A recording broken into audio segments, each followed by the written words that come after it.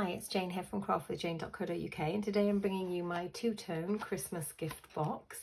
And inside this box I've got one of these milk chocolate gonks from Aldi, a pack of 5, and this is what it looks like. So this is what gave me the colour inspiration.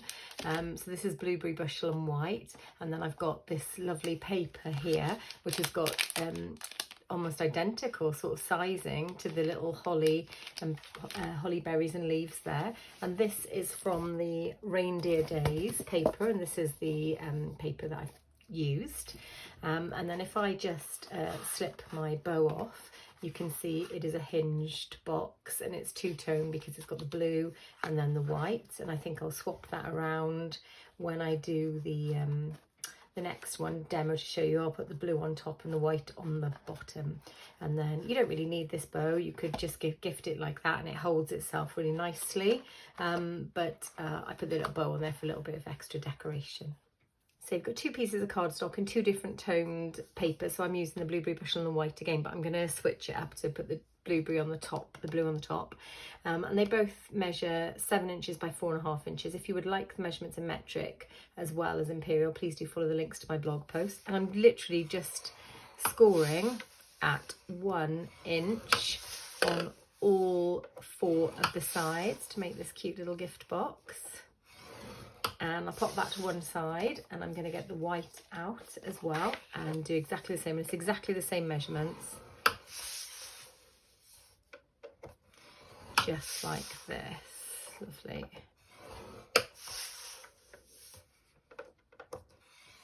There we go. So that's the scoring done. I'm just going to get my bone folder out and burnish. So I'm not making this up for the craft fair. This is just a Christmas project. So I send my nieces and nephews. They're all grown up now, but they've all got little ones. So I send them little Christmas goodie boxes with lots of treats inside. So I get like Christmas games and things like that, and colouring books, and then I put little treats in as well. I try and make little gift boxes for them. And I send that out at the beginning of December or the end of November so they can use it all the way through Christmas. I just think it's a fun thing to do. And they seem to like it. They're always very grateful to receive it. So I'll carry on doing it while they say they're happy with it. So that's good. Okay, so I'm going to cut off on this one because this is going to be my top. So I'm going to cut these squares off just here, like so. And then just the 2 at the top here, that's it. And then I'm going to cut in and mitre these ones just here, like so. Perfect. And then do the same along here. So cut in and then mitre. Hope everyone else is enjoying the Christmas crafting season as we get to it. This is definitely my favourite time to craft. And then I'm going to cut into all of these and mitre all of the 4 squares on this one. I'm not cutting any squares off completely because this needs to form a structured box for the bottom of to hold the treat. So yeah, it's always good to have a reason to do these little gifts. So yeah, there we go. Perfect. So that is the 2 made up just there, all cut and ready. So now I'm going to glue. So I'm going to use my Stampin' Seal Plus, and I'm just going to pop a little bit on all of these 4 just to make up that bottom part of the box,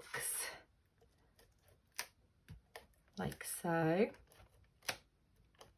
Lovely. And then I'm going to fold it all together like this. See, just oops a daisy, just like this. It's going to form like a tray for the bottom of the box. And there we go. And then this last one in. So that is the tray for the bottom of the box, and I'll just pop my little treat just in there like so. And then for this one I'm going to do the same. I'm going to just glue these side bits like so. But I'm not going to do anything with that yet because I should have hung on to glue, and I'll show you why now, because I need to actually trim. So I'm going to use my trimmer to create the feature just here. I'm going to use my trimmer. So what I need to do is go from there to there. So if I pop that like that, tuck this away and do that, you can see I've got that edge there of the score line and that edge there of the cut line. I'm just going to try and flip this. I think I might have to leave that and be careful. There we go. And then I'm just going to cut the edge like that, just like that. So that creates that nice feature just there. And I'm going to do the same on this side. So keep it there to there. And yeah, that looks good. And then I'm just simply going to do that as well. And that has created the feature for the sides of the gift box. And now I'm going to stick these just in place like so. And then I need to get my paper snips out and do a tiny bit of trimming, because sometimes that one's trimmed quite nicely there, but that one you can see there's a little bit of an edge there, so I need to cut that off. So you can just see that there. So I'm literally just going to do that, and that then just neatens up that edge so it looks like that edge just there then. So that's the top of the box just here. And then I'm going to glue that into place.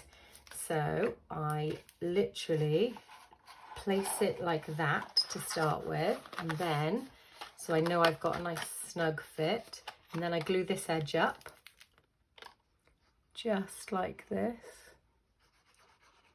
and then I pop it down and try and make it nice and centered, make sure that it looks like it fits, and hold that into place while it dries. So that's been given a little time to dry. So now I've got my DSP, and these measure 3/4 inch by 2 1/4 and 3 3/4 by 2 1/4. So I'll put my big piece on. This isn't directional, so it doesn't matter. This side isn't directional, so it doesn't really matter which way around you do it. So I'm just going to pop some glue like this and just pop it like so, and try and just center it up a little bit. Nice. It's actually not too bad. And then my two little pieces are for the end here and the end here. So I will just pop that like so, and pop it at this end here. Try and make a nice little border, quite equal, just like that. The reason I use liquid glue because it has got a little bit of wiggle room, and I'm going to do the same on this end. So I always tend to use liquid glue for this bit. I just find it a bit easier. There we go. So that's like so. There. Perfect. And then you can see the box, just as a flip top box, opens up like that with my treat inside. Delightful. And then I've used this silver and white edged sheer ribbon, which I just absolutely adore. So I'm going to pop some of that around and then tie a nice little bow. Well, try and tie a bow anyway. Let's wait and see how we fare. I think I've done that the wrong way. There we go. Perfect.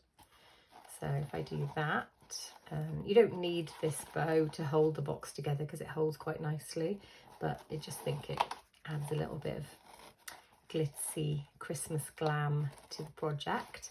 And then I'm just going to trim that away like so. So that's my cute little bow on. And then for my sentiment and the dies, I have used the Sweetest Star. So this is featuring in a project in the next couple of weeks as well, because it's gorgeous and it's got a punch with it that punches out these gorgeous shapes.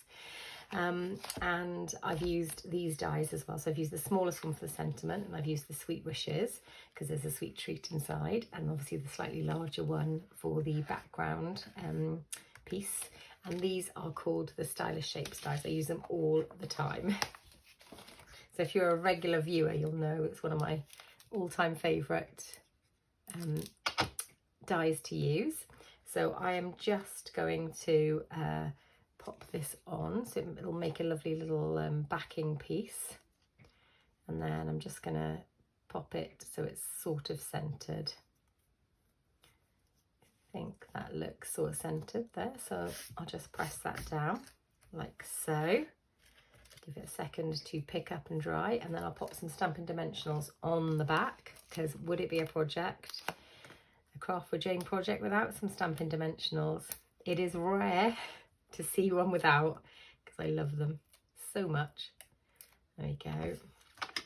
So that is my lovely little sentiment. So I could have done this the other way around, maybe heat embossed it white, but I'm fine with this. Sort of fits for me. And then just pop that into place, roughly about here, just like that.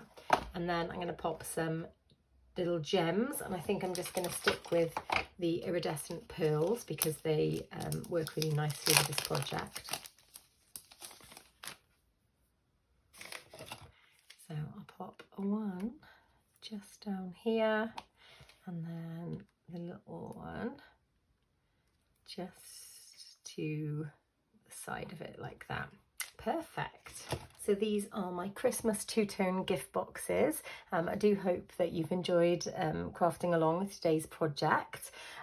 If you're interested in purchasing any of the products that I have used, you live within any of the countries in Europe Stampin' Up sells in, you don't already have a demonstrator, I'd be honoured to earn your custom. Please follow the links below if you'd like to shop with me. I send out a nice thank you pack each month to somebody shops with me. And if you're interested in joining my team, please do follow the links below. So I'm going to say bye for now, guys, and happy crafting.